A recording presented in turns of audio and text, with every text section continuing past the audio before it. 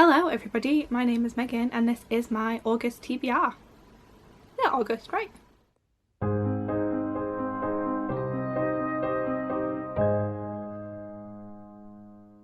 Again, hi everybody, this is my August TBR. Let's talk through what my plans are. So, this is really stupid, but for the first week of August I have challenged myself to read all 15 of the Morganville Vampires books in the first week. It is going well though, I've got to say. I am currently on book 9, so I am filming this a little bit late. You know, it is August 4th, but I'm on book 9, so it's looking good for me to finish them by the end of this week. And I should probably tell you what they're about. So, book 1 in the Morganville Vampires books by Rachel Kane, who has sadly passed away now, it's very sad. It's about Claire Danvers, a 16-year-old early admission to Texas Prairie University, who finds out that the town she lives in is actually run by vampires once she gets on the bad side of a human who has the protection of a vampire, and she tries to kill her. And it's I feel like telling you it's a book about vampires isn't really much of a spoiler, even though she only really finds out about that halfway through, because the series is literally called the Morganville Vampires. And yeah, they continue to go a bit awry for Claire as time passes. There's quite a lot of romance in here, a lot of drama.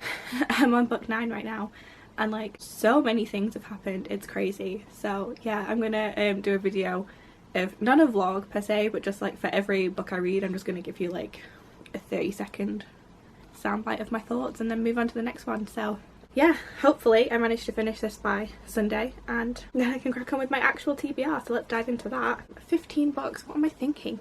So I have goals for the year, to read book books, adult books, non-fiction books, classics, things like that. So let's dive into what those picks are for this month. So the first book on my TBR is my adult book, and that is going to be A Little Life by Hanya Yanagihara. I'm going to try and do a vlog this month where I read one of my friend's favourite books. This is one of them. This is a book set in New York. It follows 4 friends through their life. I have read 65 pages of this in the past, but all I remember is I think one of them is called Willem, one is called JB, one of them has a dead sister.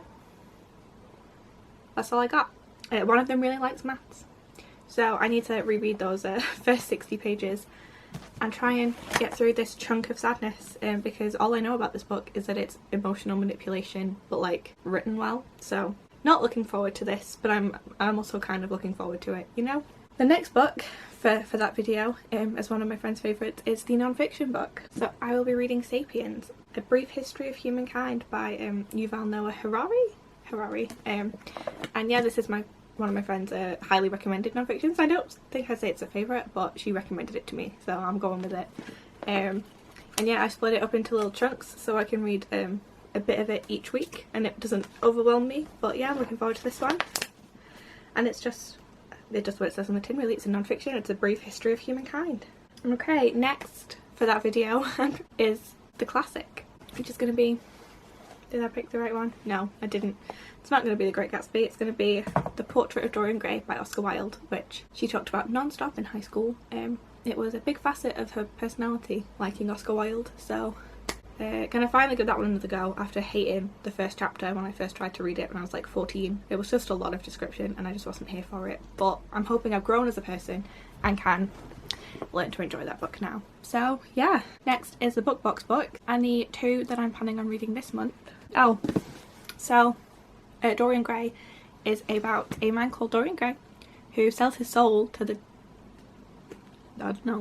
somebody so that he stays young forever, but he kind of ages in a portrait, so he has like this monstrous portrait hidden in his attic, and he just stays young forever. And it's, I don't know, guess what happens when you're a terrible person and can be a terrible person for a long time. I guess I'll see how the actual plot develops. That's all I know of it so far. So yeah, my Book Box books for the month, I'm going to go with The Bright and the Pale by Jessica Rubinowski, which I picked because it's there's a mini polathon this month, and I just know that there is ice magic, and it's inspired by Russian folklore, and the audiobook is on Scribd. It seems to be about a girl trying to save her brother who was kidnapped, and it's quite nice and short. It's a beautiful edition. Yeah, hopefully I do get to this during polathon. And the next one I'm so excited about is The Wolf and the Woodsman by Ava Reid, which is a stunning stencil edition, and it has a slightly different cover.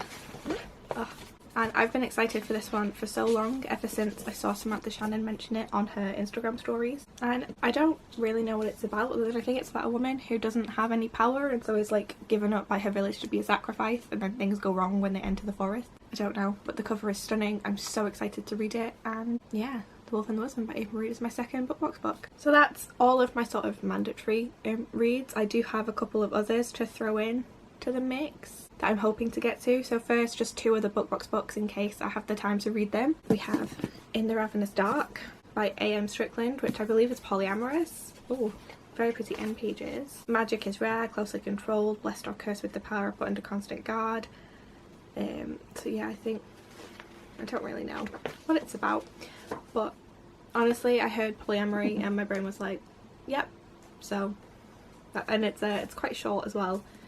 She loves a princess, she's bound to a warrior, she must betray them both is the tagline on the back, and that's very exciting. So I'll try and get to this one if I have the time. And the next one is Eight Will Fall, and again this is a BookBox book. I don't really know what it's about, but the audiobook for this one is again on script, so it'll be easy to get through. So it's about an empath who falls prey to an ancient evil and is called upon by the Queen to help save the kingdom. And I think it's self-contained. I feel like it's just the one book, which I do enjoy a good self-contained fantasy story. So yeah, this will be one I pick up if I have the time. And finally, just some random ones that could be fun. So I have 2 contemporary romances that I'll probably want to pick up after I finish A Little Life, give me some sort of light-hearted fun. So the first one is Isn't It Romantic by Lyssa Kay Adams, which is the 4th book in the Bromance Book Club series, and it follows Vlad the Russian and his wife, and I believe it's them sort of discovering that they do in fact love each other, and I'm very excited because I feel like Vlad has not had much, he's had page time, but he's been like comedic relief, and I'm excited to see him get a bit more development and a bit more of a character and some growth, and I'm excited to meet Elena, his wife. And I also have The Road Trip by Beth O'Leary, which is a book about people travelling to a friend's wedding, and when their car breaks down they meet up with other people heading to the wedding, and I believe there's a lot of history there, and in the car journey on the way things unfold. And I've enjoyed both of Beth O'Leary's previous releases. They're always a little bit lighter on the romance, not always, I guess. The Switch was a bit lighter on the romance than I wanted, but I'm hoping this one gives me all of the romance vibes that I want. Finally, just like 3 random books to throw out there. Got Malice by John Gwynne, which is a fantasy, I believe it's like Viking inspired, that I did start like months ago. Got to page 112, and there were so many characters and things involved that I just tuned out and I couldn't do it. But I have the audiobook for this now, and it is Jade from JD Reads Patreon buddy read, so I think having other people to talk about it with might help me get through. So yeah, this is an option for if I can stomach picking it up. I do own the entire series, so I feel like I do need to prioritise this at some point, but we'll see. The next one is Stealing Snow by Danielle Page, which honestly I've just put it in here because I think it might be good for Polathon because it has snow in the title and I think it probably has something to do with ice magic. Yeah, it's a reimagining of the Snow Queen, and we will see how it goes. The synopsis isn't really speaking to me, but it's a 36-hour readathon that I have 2 books for, so I'm pretty sure I can like get through. And finally we have The Witcher Time of Contempt, which is the 2nd actual book but the 4th book I'll be reading in this series. I'm like 10 pages in, and I have been 10 pages in since like February, no, like April, so not that bad. But yeah, it's been a while since I tried to pick this one up, and the first book was really boring, and I'm hoping that this one gives me some idea of what's happening in the series on Netflix, but I'm not going to hold my breath. But yeah, this is a book that follows Geralt of Rivia, the Witcher, which basically means like a monster hunter, with like a human with like enhanced powers and stuff, so people don't think they're human anymore, and there's a big sort of political turmoil thing happening in the universe that it's set, and Geralt seems to be at the centre of it because he is Ciri's guardian and she seems important.